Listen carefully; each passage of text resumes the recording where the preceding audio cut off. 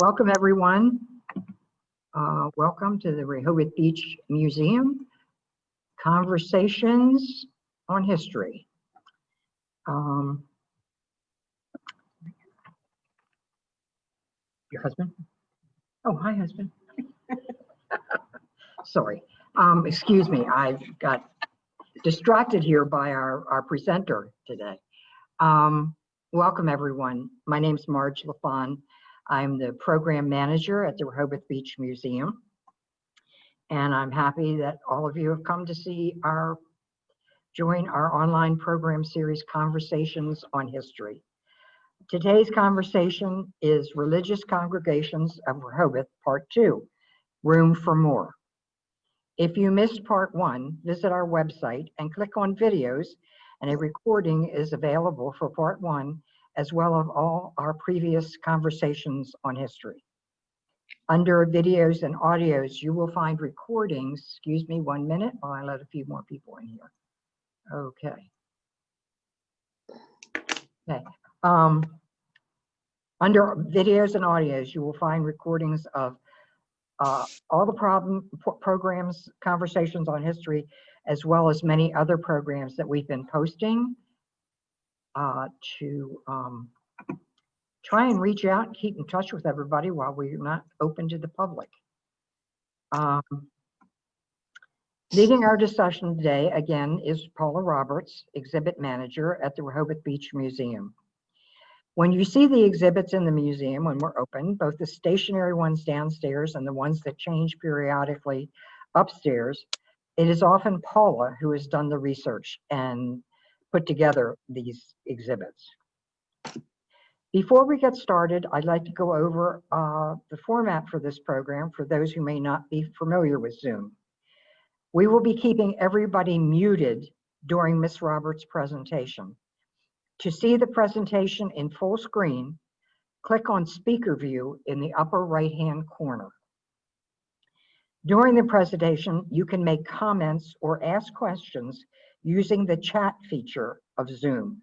You will find the chat icon at the bottom of the screen. Click on it and type in your questions or comments. We will have a question and answer at the end of today's programs, and we will review questions and comments from both sessions. Many of you who have attended our programs before know that we do not charge admission, but accept donations, which help us to continue to keep in touch with different programming. I have placed a link to our donation page and membership link if you are interested in becoming a member. That should be in the chat room also. And without further ado, I am going to allow 2 more people in. And again, I will remind you that we're going to keep everyone muted while Paula's doing her presentation. And that way makes for a much smoother and quieter presentation. Let me just do a couple of tech things here while we get here, and put you on speaker view, and we are going to screen share again with Paula's presentation. Start up here. Slideshows from the beginning, and I need to do right there. And Paula. Oh, did I get the wrong one? Sorry, everyone. It looks like I can't get through one of these meetings without doing some sort of glitch. So we're going to go back and get the correct program for Paula. This is, bring this up again. That's the wrong one. Okay. So we're hoping that it's the one that's next to that. Stop share. And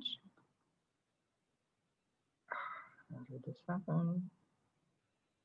This one is this one. No, they're both. Oh dear. Okay. Yeah, I did both of them wrong. So I have to go in and pick up the right one. Don't need that one.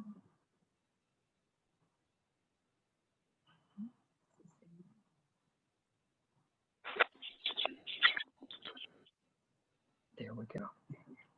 Okay. It wouldn't be one of our programs if we didn't have a glitch. So anyway, moving forward, Paula is here with us now. And on you go.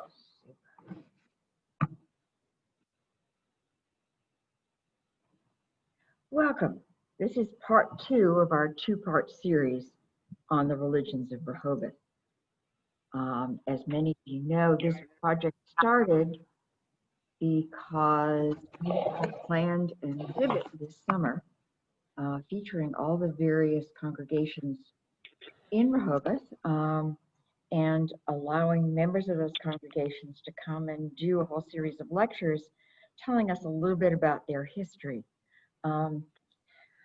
We got waylaid by COVID, and so we decided to create this program as kind of a teaser to the ultimate program, which will be put on next summer, God willing.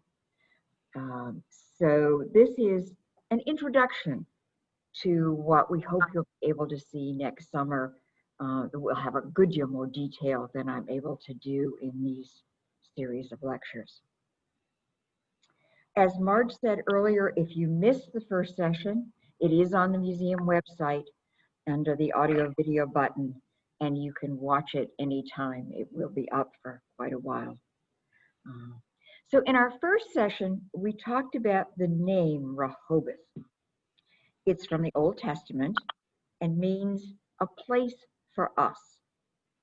In many ways, the history of Rehoboth is a history of defining what that word us actually means. The original us were members of the Methodist Episcopal Church who established a camp meeting site here in the 1870s. While the camp meeting movement faded away, Rehoboth grew and prospered as a resort community. And Christian religious life remained a bedrock of the community, especially in the summer months when the town's population swelled with families coming. I'm not sure if I have this. First of all, I'd like to remind people to keep themselves on mute so that everyone can have a clear hearing. And then what I need to do, one more glitch today, is to set the recorder, because I want to be able to have this I'm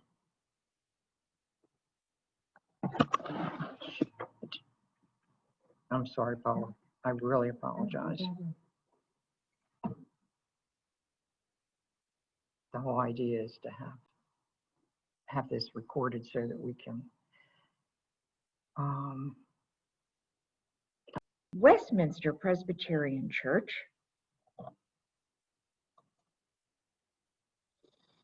To tell this story, we have to start outside of town and work our way in. Rehoboth Presbyterian Church at Midway, now called Midway Presbyterian Church, was built in 1855 on what is now the intersection of Route 1 and Old Landing Road. For those of you who are here locally, if you're driving north on Route 1, it's on the right-hand side. The original wood frame building was replaced by a brick building in 1926 and still serves as an active parish. The church had a women's group that published a cookbook.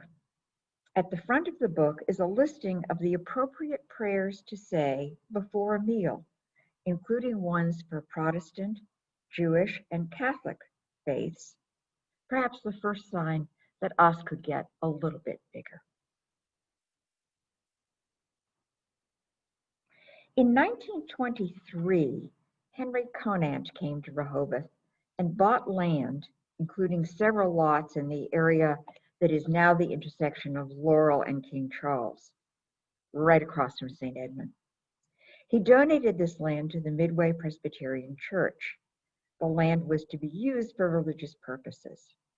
In 1929, the original Midway Church moved its afternoon preaching service to Rehoboth for the summer months. This generated sufficient interest to establish a town-based congregation. Services were held in individual people's homes as well as in the Belhaven Hotel. By 1931, with the blessings of Midway, the Presbyterian Church authorized the establishment of a new congregation and funding of a new church building on the Conant property. And that's what you see here. Westminster Presbyterian Church had active men's and women's groups from its outset. Between 1965 and 2000, the church welcomed its first female interns and pastors, expanding us just a little bit more. Here we're going to take a detour. Why? Well, because who comes to Rehoboth Beach and how makes a big difference in who is available to form a congregation. The more people who spend a significant period of time in Rehoboth Beach each year broadens the need for a variety of forms of religious activity. In the early days, people living in this area relied on carts drawn by goats, oxen, and horses to get around. Then steamboat systems developed, allowing people from Washington, D.C., Baltimore, Philadelphia, and New York to access the Delmarva Peninsula. In 1878, there was also a railroad system with a spur to Rehoboth Beach, so people could also get here by train.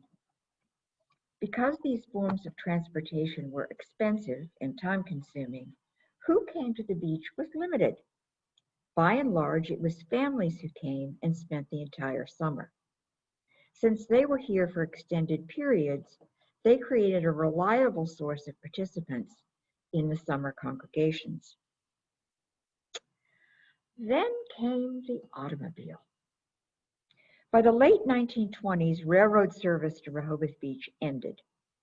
In part, this was because a new system of paved roads and highways had been built, and many families owned automobiles. Car ferries replaced the steamers, bringing families in their cars to the newly built roads. Day trips, weekend jaunts, as well as 1 or 2 week stays in Rehoboth were now possible. However, the biggest change came in 1952 when the first span of the Chesapeake Bay Bridge was opened. Now visitors could get in their cars and drive straight to the beach. The trip could be made in just hours from the DC and Baltimore areas. Day trips increased, and the notion of group houses took hold.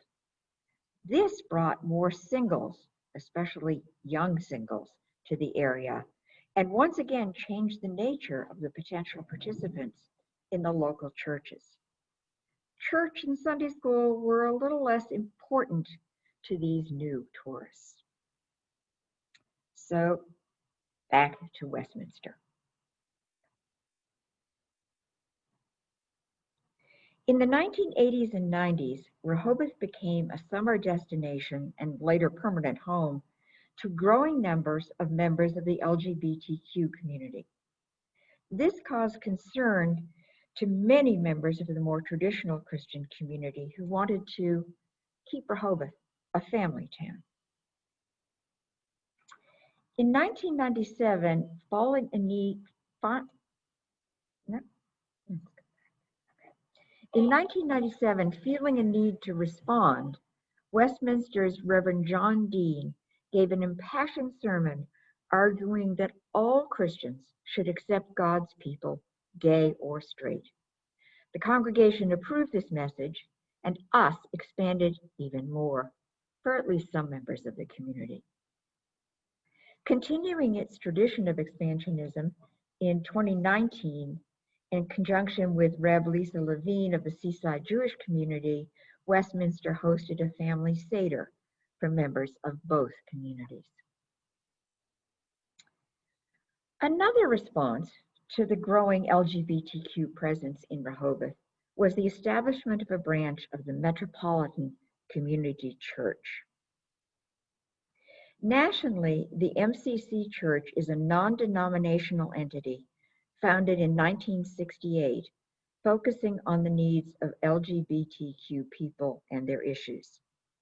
Personal experience, as well as one's sexual orientation and gender identity, are taught as important lenses through which Scripture and Christian beliefs are to be interpreted. And thus the traditional Christian views of marriage, gender, and sexual relations are rejected.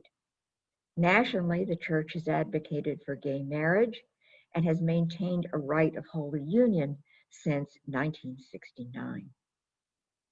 In Rehoboth, the MCC began in 1968 as a small home church to provide a Christian sanctuary for LGBTQ people. Today it has a church building, pictured here, on Plantation Road, and a congregation which is not limited to LGBTQ people, devoted to issues of radical inclusivity and justice.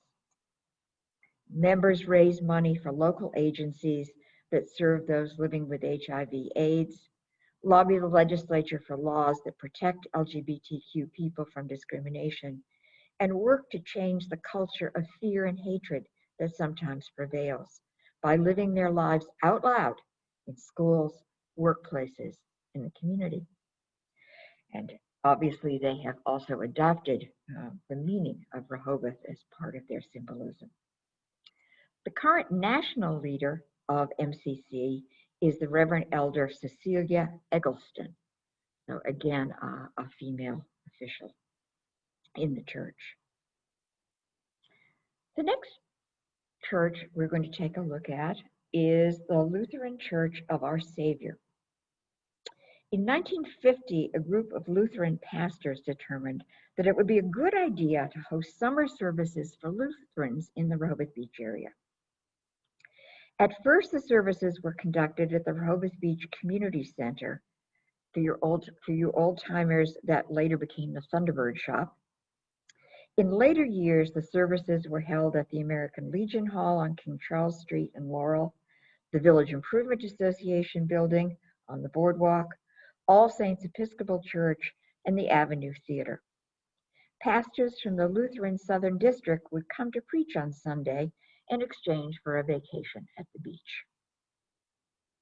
As I mentioned in our first presentation, the Historical Society has a large collection of oral histories relating to Rehoboth's earlier days. Here is William Burbank.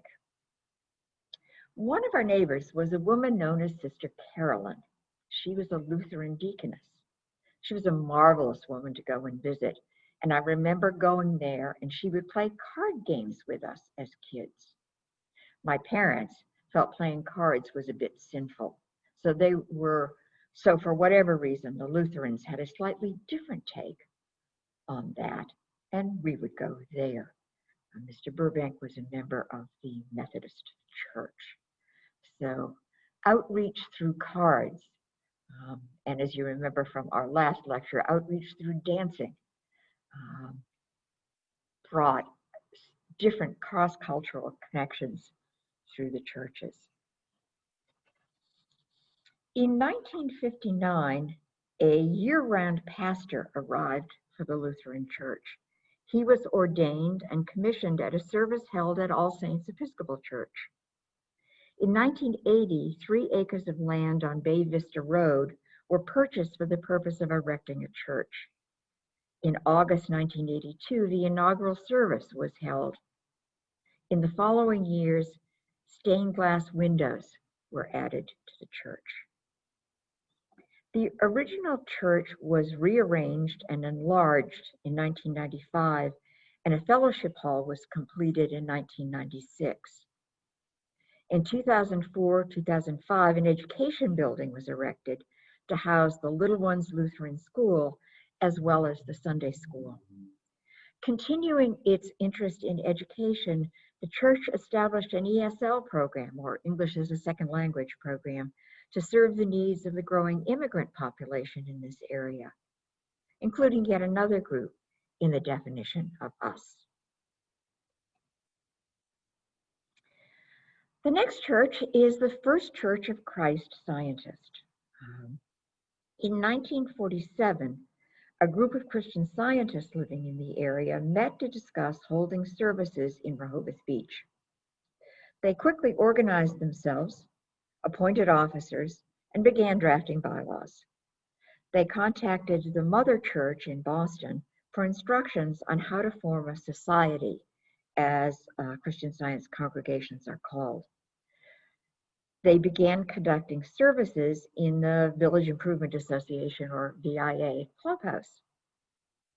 By 1948, they'd adopted bylaws, elected officers and readers, been acknowledged by the mother church, and held their first public lecture in the Center Theater. There were 18 original members of the society. I'm going to divert here for a moment because there are some things about Christian Science churches that differ from the other congregations presented, and I want to add a little context for those unfamiliar with the Christian Science tradition. First, there are no pastors in the Christian Science tradition. Rather, two lay readers speak alternately from the front of the church, reading from the King James Bible and Science and Health with Key to the Scriptures by founder Mary Baker Eddy. The belief is that reading these together will lead to a deeper understanding of God as infinite love and unchanging goodness. That leads to prayer that can heal, redeem, and restore anyone. A Christian Science reading room was opened on North First Street in 1956. Today, that reading room is housed in the church building. You'll see it on the left of this slide. And it's open to the public daily. Visitors can find Bibles, reference materials, Christian Science literature in these peaceful places. They are staffed daily by members of the society. So if you have more questions that you'd like to know more about before we get to next summer, you can always stop in and speak to one of the members who is there.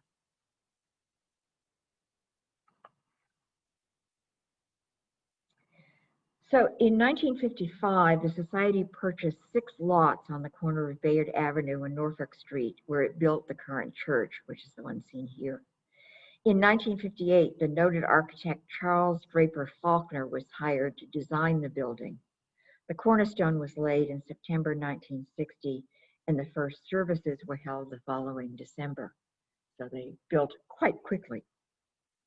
In 1964, 2 adjoining lots were purchased by members of the society and gifted to it. By 1974, dedication services were held, marking the church's freedom from debt. And you may have noticed a couple of times I've mentioned that consecrations or special services are held when the churches obtain their own property free of debt.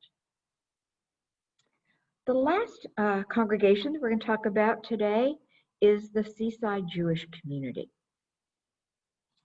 And this is a fascinating story.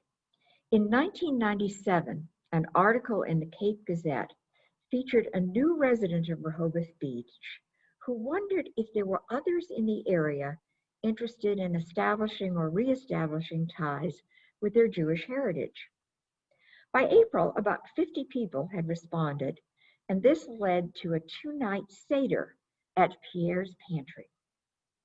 Thereafter, people came together in private homes to celebrate Shabbat services and Kiddush.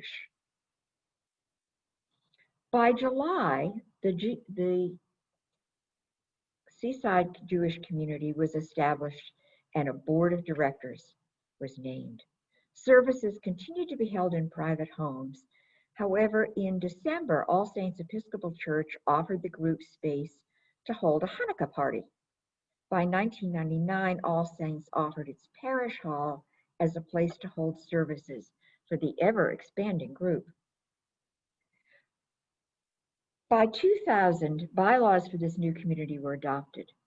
The congregation decided to remain unaffiliated with any particular brand of Judaism. It defined itself as egalitarian and inclusive, embracing all levels of observance and promoting a sense of family for all its members. Again, the spirit of a place for us has been clearly articulated. In 2001, the Ocean Wave Lodge of the Oddfellows agreed to let the congregation use its building on Holland Glade Road. In 2006, the community purchased the Oddfellows building and the land around it. For larger services like the High Holy Days, they were conducted at nearby Epworth United Methodist Church. But for regular services, the Oddfellows facility was then made a place of worship. Early on, religious services were member-led or featured guest rabbis. By 2009, a part-time religious leader was hired. She became an ordained rabbi in 2016 and served the congregation until July 2018, at which time she was replaced by another female rabbi. By 2019, the congregation had grown to more than 600 members and offered an extensive program of worship services, educational programs, and social activities. The congregation simply outgrew its space. And so in January 2020, a groundbreaking ceremony was held for a major expansion of the facility. This will allow it to serve even more members of the community and their children. Some of you may have seen a recent article in the Cape Gazette about that expansion, and this is one of the pictures from the reconstruction itself. A groundbreaking ceremony was held last January, and if you were lucky enough to be there, you got one of these spades to honor the groundbreaking. So, where does that take us? I think in summary, one characteristic common to many of the post-camp meeting congregations is that they started in people's homes. As congregations grew, local organizations like the Village Improvement Association, the American Legion, and local theaters housed religious meetings. Other churches also hosted religious services to help fledgling congregations. In other words, Rehoboth Beach has a long history of supportive activity by the whole community for religious observance. From the camp meeting to the creation of Seaside, that tradition has involved grappling with issues of race, gender, and sexual identity. Through this struggle, the Rehoboth Beach community has been increasingly expansive in its definition of who the us is in our community. An emphasis on volunteerism by members of their congregations, as well as financial support for those in need, have also been hallmarks of the local religious communities. To foster dialogue and communication, the Lewis Rehoboth Association of Churches, or LRAC, was formed in 1983 so that Christian congregations could collectively address issues of service in the low-income community. Non-Christian congregations like Seaside now also participate in LRAC as observers. When the full exhibit comes next summer, we hope to have LRAC members speak about their work and include them in the larger presentation. Church security has also recently become an issue. While Rehoboth Beach has not had public incidents of arson or gun violence, the rise of anti-religious, anti-LGBTQ, and anti-Semitic attacks on individuals and houses of worship have increased our awareness of the need for security. In addition, display of religious objects like a creche on public property has also created lively public debate. So the history of religion in Rehoboth is by no means complete. But the town has a long history of expansiveness and inclusion to draw on as it faces these concerns. This, I think, is a history we can be proud of. Before we get to questions, we also want to thank the individuals who have, from the various congregations, who have helped us so far, and certainly invite any of you on this call who want to contribute either memories or items or whatever, to get in touch with these folks or us at the museum, as we see this as a work in progress and hope by the time we get the exhibit up, it will be even more interesting than it is now.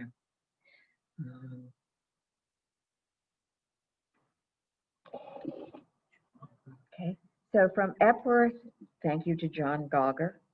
From All Saints, thank you to Anne Amy. From St. Agnes and St. Edmund, thank you to Rosemary Patton and Connie Benko. From Westminster, thanks to Karen Dixon. From the Lutheran Church of Our Savior, Betty Lou Suter and Donna Egolf. From the MCC, Alicia Miller.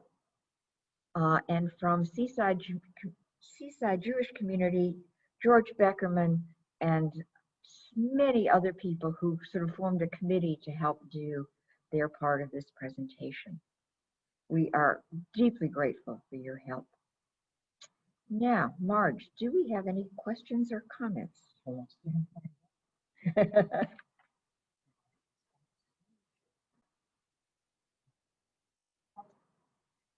what do we have here?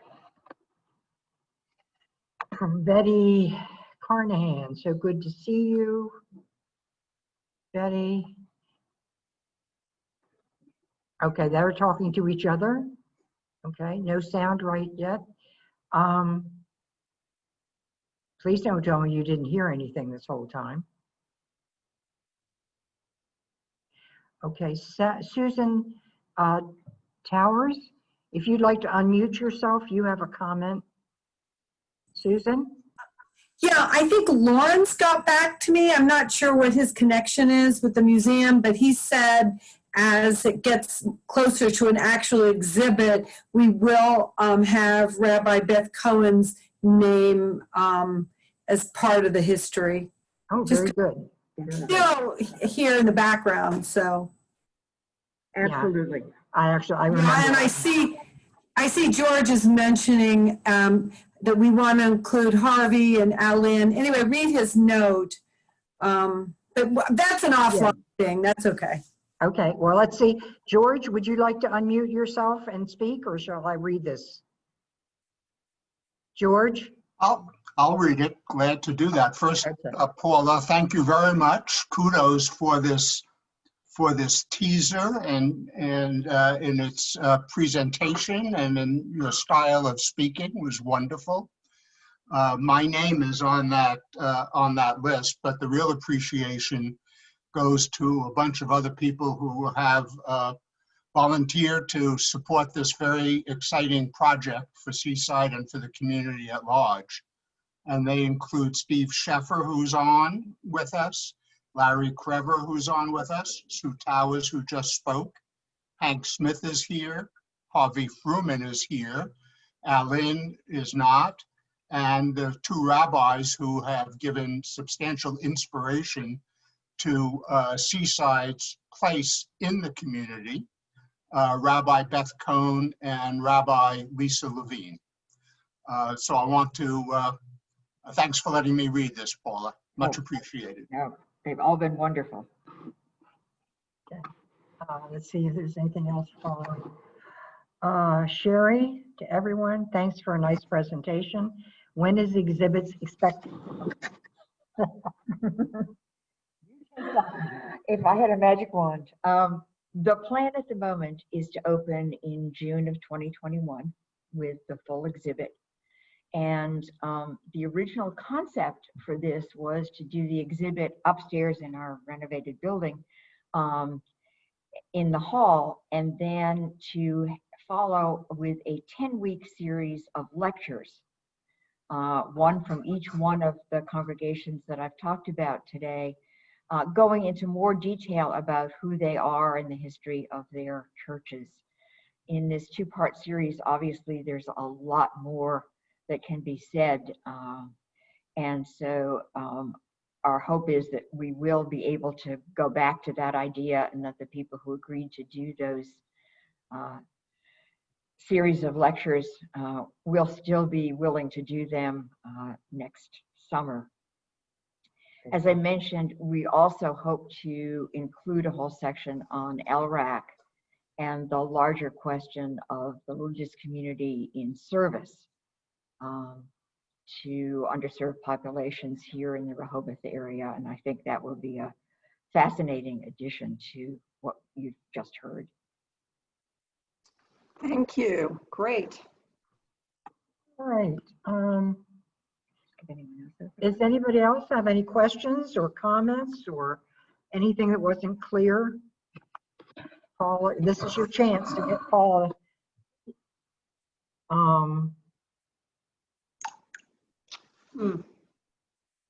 Well, if not, I'd like to thank you all for coming. I want to thank Paula for, I think, a very interesting presentation. And we all, I think, are going to look forward to the exhibit and to being back open and having you people visit in person rather than via computer. So thanks again for coming. Look forward to seeing you. Goodbye now. Thank you. Thank you. So the museum will not be open this year. We should not expect that. I don't want to say, I never say never. Right. But even if we were able to open for visits, we would not open for programming because of space limitations. We really wouldn't be able to have the large number of people that we enjoy coming to our regular programming. And even like, I think we had over 40 people here today, and it just wouldn't work for us now. So, so we just look forward to 2020 and having a much better, 2021 and having a much better year. So, Maud, yes. Leslie Slan has been raising her hand there. I can see it Oh, on I'm my sorry, I screen. wasn't looking at hands. Leslie, would you like to Yeah, unmute? I put a question in the chat. I was just wondering, is this, as far as the congregations, is this a work in progress? Because we have Faith in Israel Church, which has amazing history, which would be, add to the, the congregations that are presented at the museum. So I was wondering if you're going to be adding on more and more congregations. At this point, no. And Faith in Israel are already on. They were presented last week at the first session because their time here began earlier in the history of Rehoboth Beach. So they are involved. and just to further that, we had 3 criteria, which I talked about in the first presentation, but I should have included in this one. It had to be a congregation that was started in Rehoboth Beach, had an actual church or synagogue building, and had a Rehoboth Beach postal address. I suspect that there may be some other small entities coming into being even as we speak. I know there is a small Muslim community here. They may be in the sort of this early stages that some of the churches went through. But we use those 3 criteria for the exhibit just so we wouldn't offend someone who wasn't included but didn't meet the criteria. Paula, may I say something? Yes, In absolutely. addition to having my name after Westminster Presbyterian Church, it would be very kind if you would add Betty Carnahan. She's part of the group today. She's the one that actually, when our church celebrated its 75th anniversary, she did all the research and wrote all the history of our church. So if you could kindly add Betty Carnahan with my name, I'd appreciate that. Absolutely, Definitely. absolutely. Will do. Thank you. Anything else? Any other questions or comments? No, George, don't hesitate. We call this, George just posted in chat that he was apologizing for jumping in. Don't anybody apologize. Once we open up, we glad to hear from anybody. It's why we call it a conversation on history, so that we can get information, ongoing information that we might not know. So we're always glad to hear from anybody, any of our audience. And if there's no one else, I think we got everybody.